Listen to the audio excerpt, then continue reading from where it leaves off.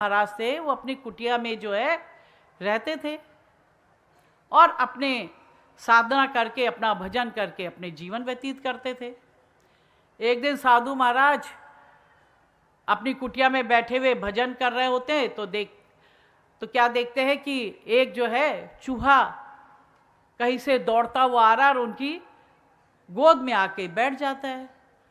साधु महाराज अपनी आंखें खोलते हैं तो देखते हैं कि गोद में एक चूहा बैठा है। चूहा जो है बहुत लहूलुहान हो रखा है क्योंकि कुछ बिल्लियों के झुंड ने उसे पकड़ा और उस पर आक्रमण किया और कई जगह से उसको नोच लिया। शरीर से कई अंगों से उसके खून का प्रभाव बह रहा था, जख्म हो रखा था और उसकी हालत बड़ी दयनीय थी। साधु महाराज ने उसे जब देखा कि उतना उसके शरीर में घाव रखे हैं, साधु महाराज उठते हैं, उसके शरीर को घाव को साफ करते हैं, उसमें दवा लगाते हैं और कुछ दिन के बाद जो है चूहा जो है उसका घाव भर जाता, तंदुरुस्त हो जाता है। तो साधु महाराज कहते हैं कि अरे अभी तो ये चूहा तंदुरुस्त हो गया, उसका घाव भर गया, लेकिन फिर से जब जंगल में जाएगा तो फिर बिल्लियाँ आएंगी और इस पर आक्रमण करेगी। इस समय तो बच गया, शायद अगली बार ना बचे। तो साधु महाराज कहते हैं कि चलो मैं इसको क्यों ना बिल्ली बना दूं जिससे कि ये बिल्लियों के आक्रमण से बच जाएगा। तो साधु महाराज अपने प्रताप से उसको जो है उस चूहे को बिल्ली बना देते कि जब ये है जंगल में स्वतंत्र पूर्वक घूमेगा। अब चूहा जो है बिल्ली बन जाता है, बिल्ली बन के जंगल में घूमने लगता है। लेकिन घूमते घूमते एक दिन जो है कुत्ते उसको देख लेते हैं और कुत्ते जो आप जानते हैं कि बिल्ली और कुत्ते में तो कितना बैर होता है। बिल्ली को देख के कुत्ता उस पर झपटता है, फिर उस पर झपटता है और फिर वो भागता भागता जो बिल्ली था वो साधु महाराज की कुटिया में आ जाता है। अब जब साधु महाराज कहते हैं कि अरे ये तो वही चूहा था जिसको मैंने बिल्ली बनाया था, लेकिन आज जो है कुत्ते ने इस पे आक्रमण किया और उसको फिर जो है इसको घायल कर दिया। तो फिर साधु महाराज कहते हैं कि चलो मैं इसको बिल्ली से कुत्ता बना देता हूं जिससे कि ये फिर से स्वतंत्रता पूर्वक जंगल में विचरण करेगा। साधु महाराज फिर अपने प्रताप से उसको बिल्ली से कुत्ता बना देते हैं। कुछ दिन फिर बीतते हैं तो कुत्ते के सामने एक दिन शेर आ जाता है। जब शेर आ जाता है, शेर उसके पीछे दौड़ता है तो भागते भागते फिर वो साधु महाराज की कुटिया में आ जाता है। फिर साधु महाराज की गोद में वो बैठ जाता है।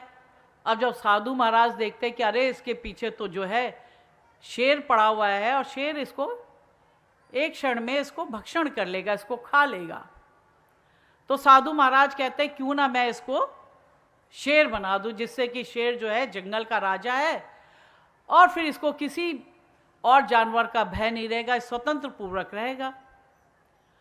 अब साधु महाराज जो है उस कुत्ते को शेर बना देते हैं। अब जब शेर बन जाता है कुत्ता तो शेर बन के उसको फिर वैसे ही वही अभिमान अहंकार आ जाता है। वो कहते हैं अरे अब तो मैं जंगल का राजा शेर हो गया, अब तो मैं सारे जानवरों में श्रेष्ठ हूँ, अब मुझे तो कोई आक्रमण नहीं कर सकता। लेकिन तभी उसके मन में ख्याल आता है कि देखो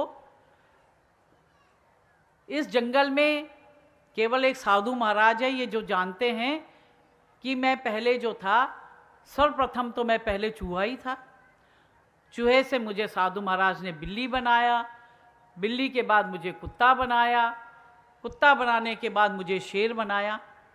ये बात जंगल में कोई नहीं जानता, लेकिन अगर साधु महाराज ने किसी को बता दिया कि मैं पहले जो एक चूहा था तो मेरे से तो कोई डरेगा ही नहीं और मेरी जो है सारी इज्जत जो है मिट्टी में मिल जाएगी।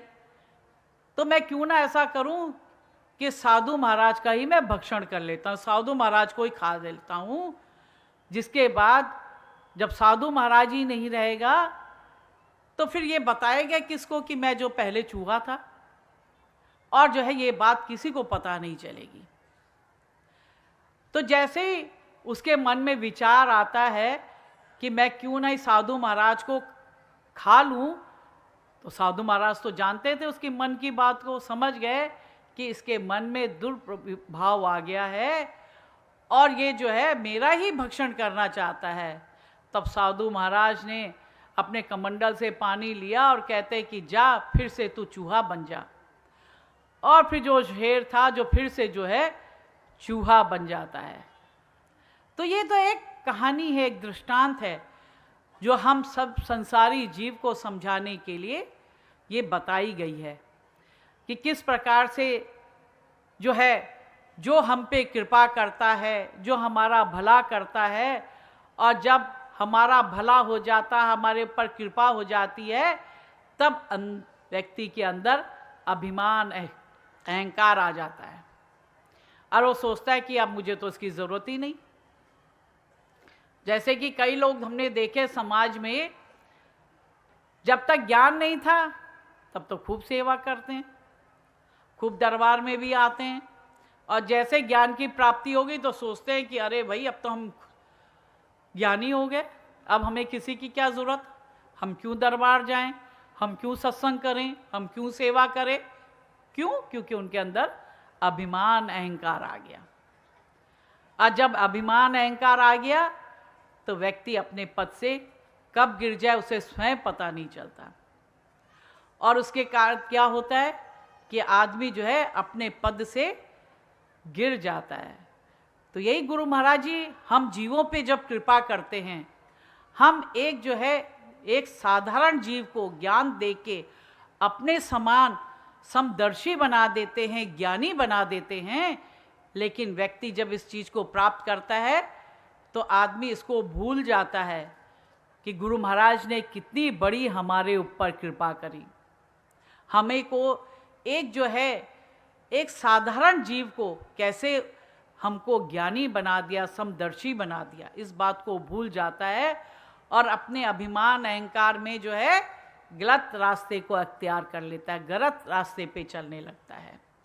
और उसका अंत क्या होता है कि हम जो जिस लक्ष्य की हम प्राप्ति करना चाहते हैं उस लक्ष्य को हम प्राप्त नहीं कर पाते, और फिर हम इस संसार के जो दलदल है, इसी दलदल में अब डूब के अपने जीवन को समाप्त कर लेते हैं।